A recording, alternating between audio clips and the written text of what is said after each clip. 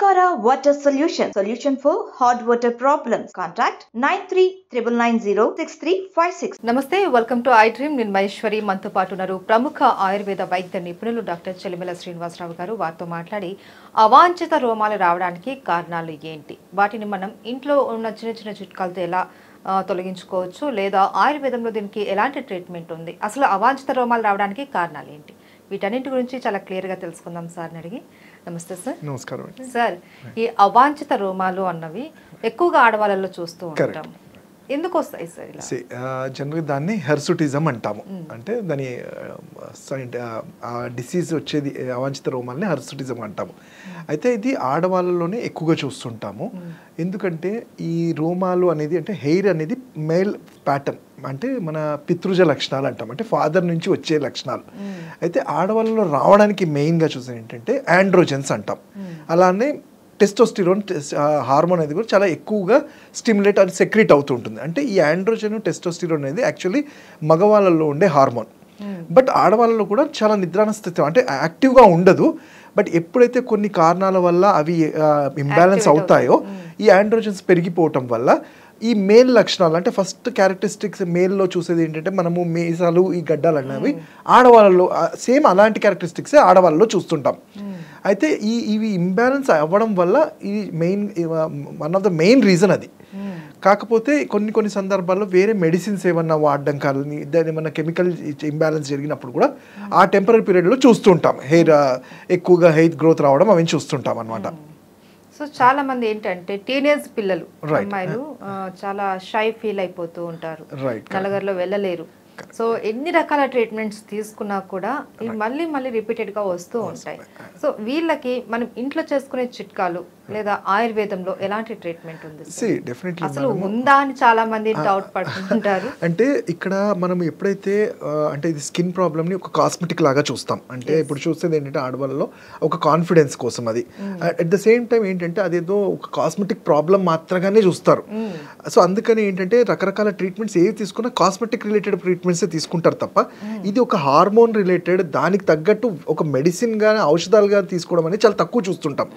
So అందుకు మేము suggest చేసేదంటే ఇప్పుడు నేను చెప్పినట్టు మరి ఆ టీనేజ్లో ఉన్న గర్ల్కి హార్మోన్స్లో అనేది చాలా ఇంపార్టెంట్. ప్రొజెస్ట్రాన్, ఈస్ట్రోజన్ ఎంత బాగుండాలో ఎట్ ద సేమ్ టైం ఈ ఆండ్రోజన్స్, టెస్టోస్టిరోన్ కూడా ఎలా ఉందని చెక్ చేసుకొని ఫస్ట్ వీటిని కరెక్ట్ చేయాల్సి ఉంటుంది. ఇవి కరెక్ట్ చేసే ప్రాసెస్లో ఆటోమేటిక్గా ఏదైతే దానివల్ల వచ్చిన కాంప్లికేషన్స్ ఇవి తగ్గుతాయి. అయితే ఇవి కొంతమందికి ఏంటంటే అవి తగ్గుతున్న ప్రాసెస్లో కూడా కొంచెం ఇబ్బందిగా ఉంటాయి ఫేస్గా. సో అలాంటి వాళ్ళు మనం చూస్తుంటే చాలా లేజర్ టెక్నిక్స్ అని ఇవన్నీ యూజ్ చేస్తుంటారు. బట్ ఆయుర్వేదంలో మేము ఏం చెప్తాం, మన ఇంట్లో ఎప్పటి నుంచో చందనం కానివ్వండి, పసుపు కానివ్వండి, ఇవి రోజ్ వాటర్ ఇలాంటివి. అలానే సింపుల్ చిట్కా ఏమంటామంటే మన దాల్చిన చెక్క, దీన్ని పౌడర్ చేసి రోజ్ వాటర్లో చేసి కొంచెం అప్లై చేసుకోవటం వల్ల ఈ స్కిన్ పోర్స్ అనేవి క్లోజ్ అయ్యే ఛాన్సెస్ ఉంటాయి. సో ఇవి టెంపరీగా హెల్ప్ అవుతాయి, అవ్వవని కాదు. అలానే మా ఆయుర్వేదంలో చాలా మటుకు ఏం చెప్తామంటే ఉలవలు అంటాం మనం, హార్స్ గ్రామ్ని దాన్ని పౌడర్ చేసి మజ్జిగలో అప్లై చేయటం వల్ల కొంత అక్కడ ఆ ప్రాసెస్ అనేది స్లో డౌన్ అవుతుంది, అది జరుగుతుంది. అలానే చాలా క్రీమ్స్ ఉంటాయి, కుంకుమాది తైలం అనేది ఉంటాయి. కాకపోతే వీటికి ప్రాపర్గా మనం లోపల నుంచి ఈ హార్మోన్ చేంజెస్ని కంట్రోల్ చేయకుండా మనం ఇచ్చిన ఉపయోగం ఉండవు, అవన్నీ టెంపరీగానే ఉంటాయి. సో అలానే వీళ్ళలో ఇంకోటి ఏంటంటే అధిక బరువు ఉందా, అంటే మెటబాలిక్గా కూడా ఏమన్నా వీక్నెస్ ఉందా అనేది ఇవన్నీ కరెక్ట్ చేస్తాయి. ఎందుకంటే ఇక్కడ మెటబాలిక్ వీక్ అయినప్పుడు కూడా హార్మోన్స్ తొందరగా తగ్గవు, అంటే వాటి ప్రభావం ఇంకెక్కువ ఉంటుంది. సో అలాంటి వాళ్ళకి రెగ్యులర్గా వ్యాయామం అంటాం, రెగ్యులర్ ఎక్సర్సైజ్తో పాటు మనం తీసుకునే డైట్ మీద డిసిప్లైన్గా కూడా ఒక డైట్ని మెయింటైన్ చేసుకుంటూ ఉంటే స్లోగా ఏదైతే ఈ ప్రాబ్లం ఉందో హెర్సుటిజం, అధిక రోమాలు రావటం కానీ ఇవన్నిటిని కూడా కంట్రోల్ చేయొచ్చు. అండ్ సార్, అవాంఛిత రోమాలు ఉన్న వాళ్ళలో చాలా మందిలో ఫేస్లో కూడా డిఫరెంట్ షేడ్స్ ఉంటాయి. కలర్ లో ఫోర్ హెడ్ ఒక కలర్ ఉంటుంది, చీక్స్ ఒక కలర్, చెక్ ఒక కలర్ ఉంటుంది. సో ఈ అవాంఛిత రోమాలకి ఫేస్ లో ఉన్న షేడ్స్ కి ఏమైనా రిలేటెడ్ తప్పకుండా ఉంటుందండి. అదే నేను చెప్పాను కదా, ఇక్కడ ఏమంటే మెటబాలిజం అంటాం, అంటే మన బాడీకి ఇచ్చే కలరింగ్ ఏజెంట్ కూడా మెల్నోసైట్స్ అంటాం. ఈ మెల్నోసైట్స్ అనేది ఏదో మెడిసిన్ తీసుకుంటే రాదు, మనకి సన్ నుంచి మనం తీసుకునే ఫుడ్ నుంచే వస్తూ ఉంటాయి. బట్ ఎప్పుడైతే మెటబాలిజం కరెక్ట్గా ఉండదు, హార్మోనల్ డిఫరెన్స్ ఉంటే ఇది బాడీలో అబ్జర్వ్ అవ్వడమే తగ్గిపోతుంటుంది. సో ఈ అబ్జర్వ్ తగ్గిపోయినప్పుడు స్కిన్ మీద కాదు, ఈవెన్ హెయిర్లో కానివ్వండి, మన శరీర తత్వంలో కూడా మీరు చూస్తే ఏంటంటే చాలా బరువుగా ఉండడము, కొంతమంది చాలా సన్నగా ఉండడం, ఇవన్నీ డిఫరెన్సెస్ చూస్తుంటాం. అయితే ఆ కలర్ చేంజింగ్ కూడా బికాస్ ఆఫ్ ఓన్లీ బాడీలో ఈ మెటబాలిజము ఇవి తగ్గిపోవడం వల్లే చూస్తూ ఉంటాం.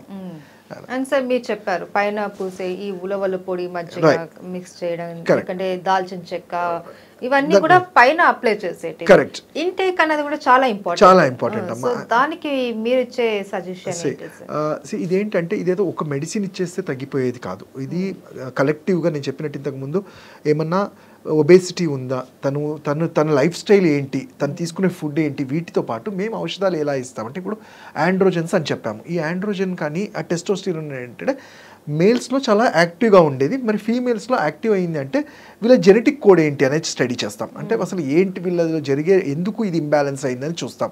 చూసినప్పుడు ఏంటంటే దానికి తగ్గ ఔషధాలని సెలెక్ట్ చేస్తుంటాం. ఇప్పుడు సపోజ్ వీళ్ళల్లో మేల్ ప్యాటర్న్వి ఎక్కువ హార్మోన్స్ ఉన్నాయి కాబట్టి వాటిని మనం ఏమన్నా తగ్గించి అంటే బ్యాలెన్స్ చేయడానికి మేమేమంటాము బాడీ బ్యాలెన్సింగ్ అంటాం. అంటే వాత పైత్య కఫాలని, ఇక్కడ కూడా మళ్ళీ వాత పైత్య కఫాలని కంట్రోల్ చేయాలి ఉంటుంది. అట్ ద సేమ్ టైం మా ఆయుర్వేదంలో ఎప్పుడైతే ఇలాంటి కండిషన్స్ ఉన్నప్పుడు మేము సప్తధాతు కాన్సెప్ట్ అంటాం. అంటే రస, రక్త, మాంస, మేధ, అస్థి, మజ్జ, శుక్రం. అంటే ఇక్కడ ఎందుకు అది చెప్పాల్సి వచ్చిందంటే శుక్రం అనేది ఈ మిగతా 6 సారాంశం, దాని సారమే శుక్రం అంటాం. అయితే ఈ శుక్రం ఆడవాళ్ళలో ఎలా అంటే వీటి వల్లనే మన హెయిర్ కానీ నెయిల్స్ కానీ వీటి మీద ప్రభావం చూపెడుతుంది. దీని నుంచి వచ్చిన ఆ సారమే ఇవన్నీ ఉంటాయి. At the same time hormones కూడా వీటితోనే ఉంటుంది. సో వీటన్నిటిని కరెక్ట్ చేసుకోవడానికి అయితే కొన్ని ఔషధాలు ఎలా ఉంటాయంటే మనకి ఈజీగా దొరికేది మంజిష్టాది కషాయం అంటాం, మహామంజిష్టాది కషాయం. ఇవి ఏం చేస్తాయి, ఈ హార్మోన్స్ని ఇంబ్యాలెన్స్ని కరెక్ట్ చేస్తున్నాయి, బాడీని క్లిన్జింగ్ చేయడం చూస్తాం. దాంట్లో యూజ్ చేసేది కూడా ఏం లేదు, గుడుచి అని మనకు తెలుసు, అమృతవల్లి అనేది మనకి చాలా కోవిడ్ టైంలో విన్నాం. కోవిడ్ టైంలో కూడా చాలా ఎక్కువగా ఇమ్యూనిటీ పెరుగుతుందని తీసుకునే వాళ్ళం.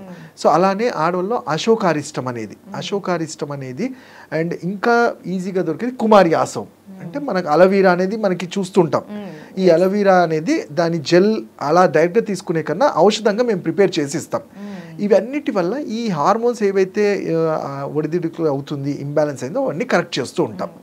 అలానే వీళ్ళకి డైట్ అనేది కూడా చాలా ఇంపార్టెంట్ ఉంటుంది. అంటే సో ఫర్ ఎగ్జాంపుల్ బాడీలో ఈ వాతాన్ని పైత్యాన్ని పెంచే డైట్స్ లైక్ పచ్చళ్ళు లాంటివి కానివ్వండి, నాన్ వెజ్ ఐటమ్స్ కానివ్వండి, పులుపు వస్తువులు ఇలాంటివి కొంచెం తగ్గిస్తూనే ఈజీగా డైజెస్ట్ అయ్యేవి.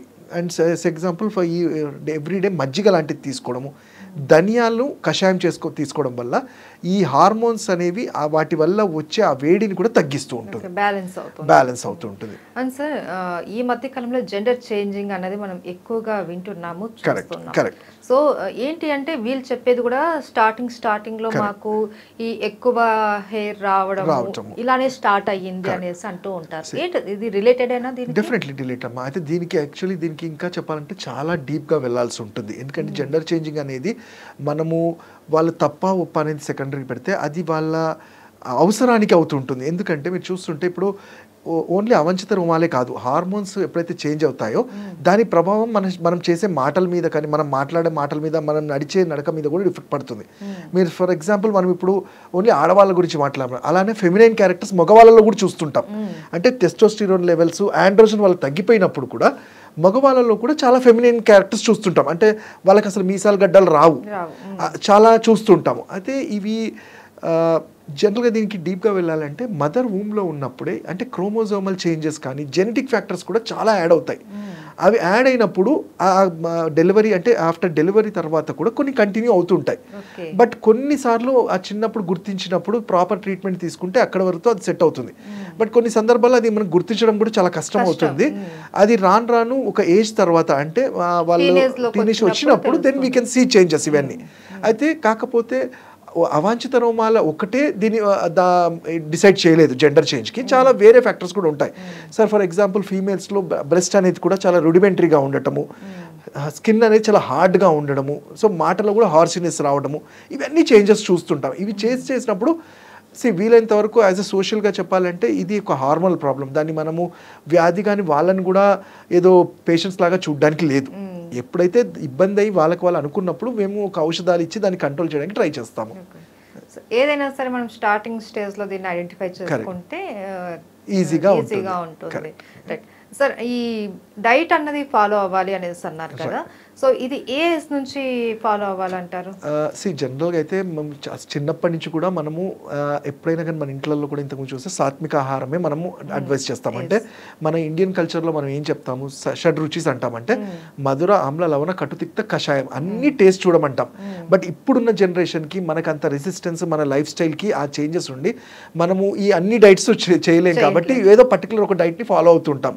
బట్ మేము యాజ్ ఏ ఆయుర్వేద డాక్టర్ చెప్పేది అంటే మన బాడీకి ఈజీగా ఏదైతే డైజెస్ట్ అవ్వగలుగుతుంది అది మనం గుర్తించాలి. అంటే దానికి సింపుల్గా ఏం లేదు, తీసుకునే డైట్కి మనం చేసే ఎక్సర్సైజ్, మనం వ్యాయామం ఎంత ఉంది అనేది చూడాలి. ఇది బ్యాలెన్స్ కానప్పుడు ఎంత తక్కువ తీసుకుంటే అంత బెటర్. అండ్ అలానే ఇప్పుడు సపోజ్ ఈ వీళ్ళకే తీసుకున్నాం, హార్మోనల్ చేంజెస్ ఉన్నాం, ఇలాంటి వాళ్ళల్లో పులుపు వస్తువులు కానీ తీసుకున్నారు, కొన్నిసార్లు వంకాయ కానీ ఆలుగడ్డలు కానీ ఇవన్నీ తీసుకోవడం వల్ల బాడీలో వాతము పైత్యం పెరిగిపోయి ఆ డిసీజ్ కండిషన్ ఇంకా ఫ్లేర్ అప్ చేస్తుంది. సో అందుకని అలాంటప్పుడు కొన్ని డైట్స్ వీళ్ళకి అవాయిడ్ చేయమని చెప్తాము. ఈవెన్ క్యాబేజ్ లాంటిది కూడా. సో ఇలా పర్టికులర్ ఐటమ్స్ వాళ్ళ తత్వాన్ని బట్టి అడ్వైస్ చేస్తుంటాం. Right, okay, thank you so much sir. Thank you.